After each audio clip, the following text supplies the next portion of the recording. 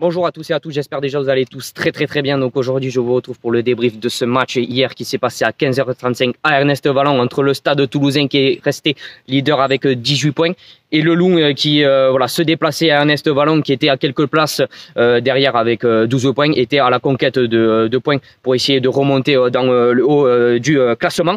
Bon résultat de la part du Loup qui s'est imposé à Ernest 16 à 7 avec notamment une très grosse équipe et un très bon Jean-Marc Doussin au pied.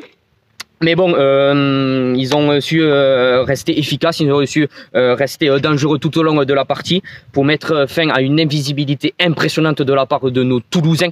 Bien sûr, de 20 victoires à Ernest. On se souvient, cette dernière défaite, c'était contre Castres le 29 septembre 2018, sous le score de 26 à 22.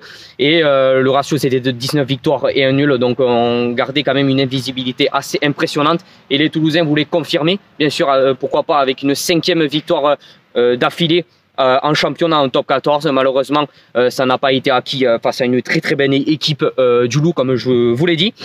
Aussi, on va bien sûr dire l'absence de marque de Chessin Colby à la dernière minute, qui, je pense, à cause de sa blessure contre Brive à la crête iliatique au niveau du bassin, je pense qu'ils n'ont pas voulu forcer, ils n'ont pas voulu le faire jouer pour qu'il ne se blesse davantage. Donc ça a été le jeune Tristan Teder qui revenait de Béziers, qui a été positionné donc en arrière. Et bien sûr, il y a eu l'absence de marque des internationaux qui était appelé par Fabien Galtier pour son test match face au Pays de Galles. Donc on se souvient, il n'y avait pas Julien Marchand, Pito Movaca, Cyril Bay, il n'y avait pas François Cross aussi également, il n'y avait pas la charnière Dupont-Ntamak, il n'y avait pas Célébasio Tolofioa et enfin notre buteur habituel Thomas Ramos. Donc beaucoup de monde, beaucoup de cadres qui n'étaient pas là et il a fallu s'adapter, il fallait faire jouer des jeunes ou des joueurs qui n'avaient pas assez de temps de jeu ou appeler des joueurs qui étaient en centre de formation. Mais bien sûr, on avait quand même quelques cadres pour essayer de consolider cette belle équipe toulousaine, notamment avec Pitaki, avec Sofiane Guitoun. On avait aussi également Yosefa Tekori, Charlie Fomina pour essayer de garder le stade toulousain dans cette rencontre. Mais malheureusement, on a eu une équipe du Loup en face très dangereuse et très forte physiquement, qui ont mis l'impact et l'intensité d'entrée de jeu dès le début du match, notamment avec cet essai de Tuisova à la 28e, qui bien sûr donne l'avantage au Loup, bien sûr transformé par Jean-Marc Doussin. Donc il y a eu 10-0 suite à cet essai de Tuisova, qui montrait bien sûr la puissance du Loup sur ce match-là, qui montrait son efficacité offensive, et qui ont su, comme je vous l'ai dit, nous mettre en difficulté dès le début du match.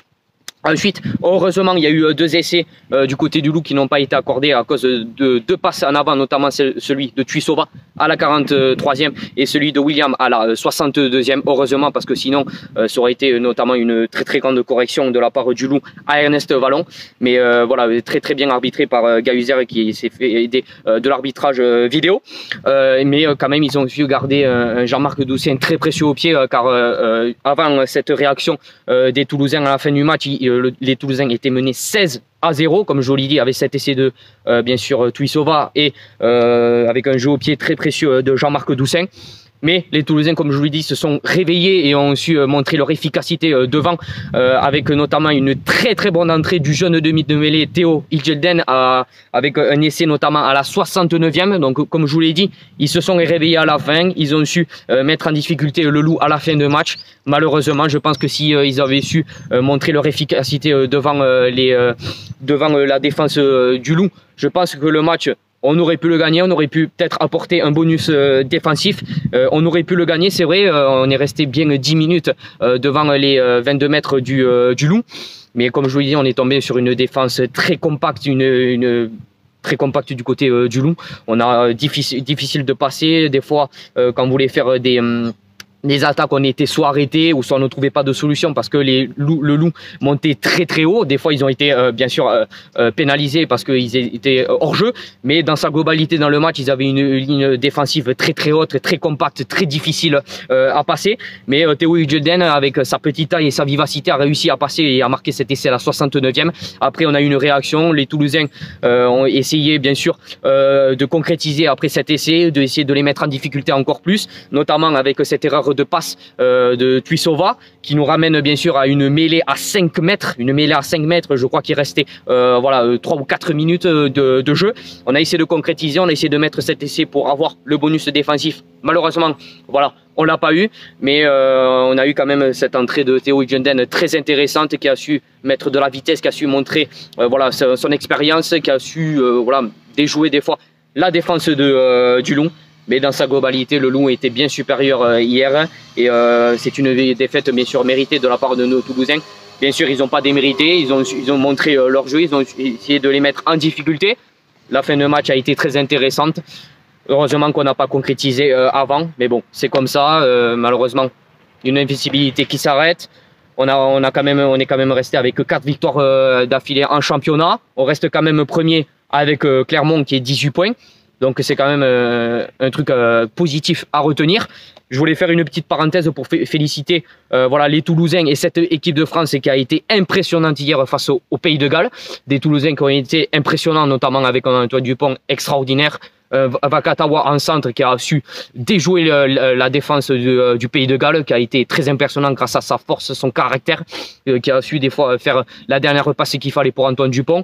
Une série balle aussi qui a marqué, un Tamac précieux au pied aussi également. Donc très très grosse victoire de la part de l'équipe de France et de nos Toulousains qui ont été très très en forme, en espérant qu'ils ne se blessent pas, qui reviennent très fort, qui ensuite ne se baisse pas pendant cette tournée d'automne car on en aura très besoin.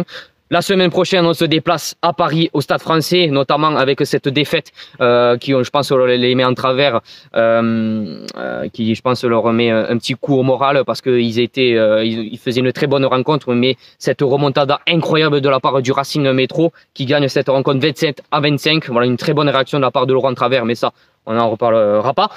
Donc, comme je vous l'ai dit, voilà une prochaine rencontre à l'extérieur contre le Stade Français. Je pense que cette rencontre, il faudra en prendre de la graine. Il faudra aussi l'analyser pour voir les points positifs, mais voilà négatifs de cette rencontre. Pourquoi pas les corriger et ensuite bien préparer cette rencontre. Pourquoi pas une troisième victoire à l'extérieur qui ferait plaisir et qui, bien sûr, nous conforterait dans ce haut du classement. Voilà, merci d'avoir suivi voilà, ce débrief. N'hésitez pas à vous abonner, à liker, à partager. Je vous souhaite une très bonne fin de week-end, une très bonne journée et à la prochaine. Ciao.